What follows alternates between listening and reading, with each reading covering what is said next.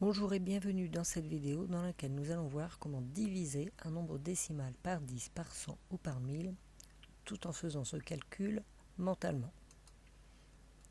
Alors on va partir d'un exemple, 275,3 divisé par 10. On va placer ce nombre dans le tableau de numération. 2 centaines, 7 dizaines, 5 unités et 3 dixièmes.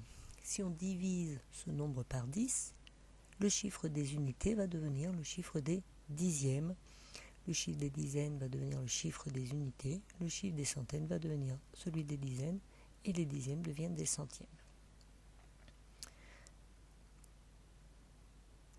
Donc si on place la virgule entre les unités et les dixièmes, on va obtenir 27,53.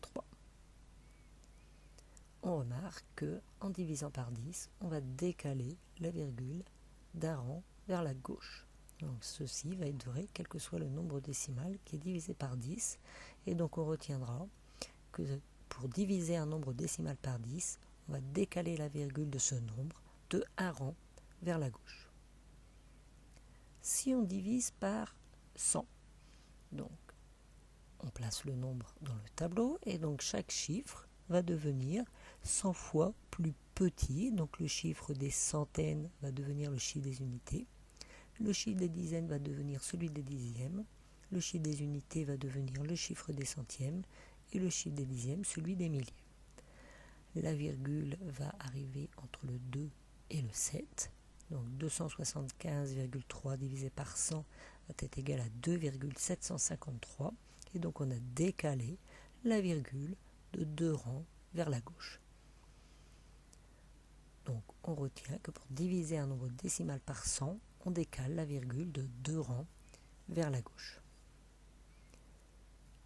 Si on divise par 1000 ce nombre, chaque chiffre va devenir 1000 fois plus petit, les centaines vont devenir des dixièmes, les dizaines vont devenir des centièmes, les unités vont devenir des millièmes, et le chiffre des dixièmes va devenir des 10 millièmes.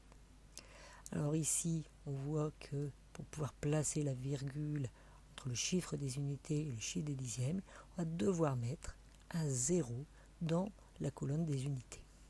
Et donc 275,3 divisé par 1000 va être égal à 0,2753.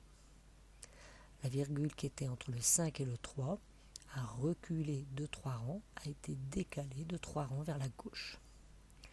Et donc, pour diviser un nombre décimal par 1000, on décale la virgule de 3 rangs vers la gauche. Et attention ici, dans ce cas-là, on était obligé de rajouter des zéros pour avoir une partie entière. Et donc, ce qu'il faut retenir est savoir refaire en exercice. Pour diviser un nombre décimal par 10, on décale la virgule de ce nombre de 1 rang vers la gauche. Par exemple, 2,43 divisé par 100 va être égal à 0,243. La virgule était entre le 2 et le 4, elle arrive entre le 0 et le 2. Ici, on est obligé de rajouter le 0, chiffre des unités.